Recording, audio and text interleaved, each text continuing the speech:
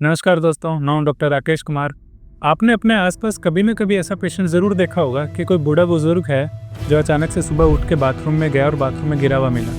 फिर देखा तो उनके मुंह से लाल टपक रही थी, एक हिस्सा बॉडी का काम नहीं कर रहा था, बोलने में तुतलाहट थी।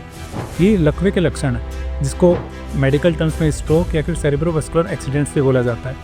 आज की इस एपिसोड में हम लकवे के बारे में जानेंगे, क्या इसके सिम्टम्स होते हैं, क्या रिस्क फैक्टर्स है, किन लोगों को ये ज़्यादा होता है, कैसे आपको घर पे क्या करना है और क्या नहीं करना है अगर आपके आसपास कोई लकवे का मरीज़ है। अब हम बात करते हैं लकवे के लक्षण क्या होते हैं। इसको अगर आप सिंपल भाषा में अगर याद रखना चाहें तो आप सिर्फ फास्ट, एक शब्द याद रखिए, फास्ट।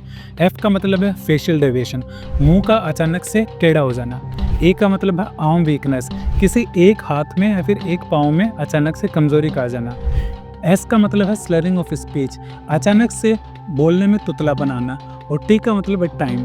टाइम का मतलब यहाँ पे जो सबसे इंपॉर्टेंट चीज़ है वो टाइम है। ऊपर वाले जैसे ही 3 लक्षण आप किसी मरीज में देखते हैं तो अगला जो आपको काम करना है वो है इमरजेंसी सर्विसेज को यूज़ करना है, एम्बुलेंस बुलाना है और अस्पताल में जाना है। इसके अलावा भी लकवे के कुछ और लक्षण हो सकते हैं, जैसे कि अचानक से मरीज का बेहोश हो जाना, अचानक से कंफ्यूज हो जाना, कि शरीर के किसी एक हिस्से में झंझनाहट महसूस होना, चलने में दिक्कत आना या फिर बैलेंस बनाने में दिक्कत आना या फिर बार बार उल्टियाँ होना। हम जानते हैं कि लकवा होता कैसे है। देखिए, सिंपल भाषा में अगर मैं बताऊँ तो दिमाग के अंदर जो खून की नसें होती हैं वो या तो फट जाती है या फिर बंद हो जाती है। इसके कारण लकवे की शिकायत होती है। अब हम जानते हैं कि ऐसे कौन से मरीज हैं जिनको लकवा आने की संभावना ज़्यादा रहती है, जैसे कि रिस्क फैक्टर्स क्या क्या हैं। तो देखिए, कुछ रिस्क फैक्टर्स जो हैं वो मॉडिफाइबल हैं। मॉडिफाइबल का कहने का मतलब है कि वो आप बदल सकते हैं, या फिर कुछ हैं जो नॉन मॉडिफाइबल हैं जिनको आप बदल नहीं सकते। जैसे कि अगर मैं नॉन मॉडिफाइबल रिस्क फैक्टर्स की बात करूं तो जैसे उम्र है, बढ़ती उम्र के साथ लकवे की संभावना ज़्यादा होती है। जैसे कि अगर आप 55-60 साल से ऊपर जाएंगे तो लकवे की संभावना बढ़ती जाएगी। ये आपके हाथ में नहीं है, इसको आप नहीं बदल सकते। दूसरा, जेनेटिक्स। अगर आपके फैमिली में किसी को लकवा हुआ है जवान उम्र में, कम उम्र में, तो आप में भी लकवे की संभावना ज़्यादा है, इसको भी आप बदल नहीं सकते। तीसरा, जेंडर। जैसे कि लकवे की संभावना जो होती है वो पुरुषों में महिलाओं की तुलना में ज़्यादा होती है, तो उनमें लकवे के चांसेस ज़्यादा रहते हैं। कुछ मॉडिफाइबल रिस्क फैक्टर होते हैं जिनको आप बदल सकते हैं टाइम के साथ, जैसे कि मोटापा। मोटे लोग या ओबेसिटी जिसको होती है उनमें लकवे की संभावना ज़्यादा रहती है। अगर आप वज़न कम करते हैं, पेट का मोटापा कम करते हैं तो लकवे की संभावना कम होती है। इसके अलावा कुछ बीमारियां हैं जैसे कि डायबिटीज़ है, हाइपरटेंशन है। इन बीमारियों को अगर आप नियमित तौर पे दवाई लेके, डाइट और लाइफस्टाइल मॉडिफाई करके अगर इन बीमारियों को आप कंट्रोल में रखते हैं तो फिर लकवे की संभावना कम होती है। इसके अलावा अगर मैं बात करूँ तो स्मोकिंग है, एल्कोहलिज्म है या फिर पूअर सेडेंटरी लाइफस्टाइल है, ये भी लकवे के ऐसे रिस्क फैक्टर्स हैं जिनको आप मॉडिफाई कर सकते हैं। तो ऐसे में अगर आपके आसपास किसी मरीज को अगर लकवा आता है अचानक से, तो आपको किन बातों का ध्यान रखना है, क्या आपको करना है और क्या नहीं करना है। तो जो करने वाली चीज़ें हैं उनमें आपको 3 चीज़ों का ध्यान रखना है। पहला, जैसे मैंने बताया, टाइम सबसे इंपॉर्टेंट है ऐसे मरीज के लिए। तो जैसे ही आपको लगे कि किसी मरीज को आपके आसपास लकवा है, आप सबसे पहले उसको अस्पताल लेके जाने की व्यवस्था कीजिए। दूसरा, जब तक वो वहाँ पे है तो उसको एक सेफ एनवायरनमेंट में रखिए। उसके आसपास कोई नुकीली चीज़ नहीं हो, उसके आसपास कोई बिजली का तार नहीं हो, पानी का कोई जलाशय पास में नहीं हो, ताकि अगर बाई चांस उसको लकवे के बाद अगर मिर्गी का दौरा पड़ता है तो उस टाइम पे वो थोड़ा सेफ रहे।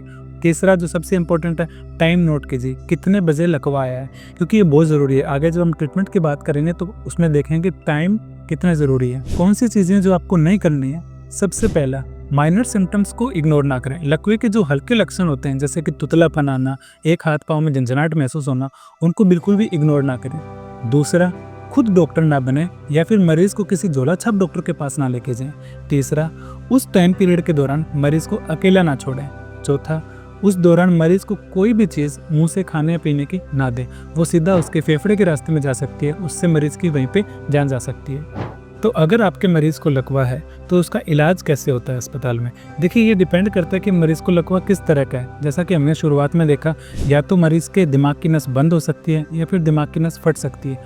अगर दिमाग की नस बंद होती है, खून का थक्का उसमें जमता है, तो उसको खून पतला करने की दवाइयाँ चलती हैं, जो आमतौर पर ज़िंदगी भर दवाइयाँ चलते हैं। अगर दिमाग की नस फटती है तो उसका जो कारण है, जैसे कि उसका कारण हो सकता है कोई दिमाग की में जो नस है उसकी बनावट ही कुछ शुरुआत से वो गलत है, तो उसका इलाज हो सकता है। या फिर बीपी के कारण अगर नस फटी है तो बीपी को अच्छे से कंट्रोल किया जा सकता है। ये सब एक्यूट मैनेजमेंट के बाद में बात आती है कि लंबे टाइम तक मरीज़ का मैनेजमेंट कैसे करना है, उसको किन चीज़ों का ध्यान रखना है। सबसे इम्पोर्टेंट जो चीज़ है लकवे वाले मरीज़ में वो है फिजियोथेरेपी।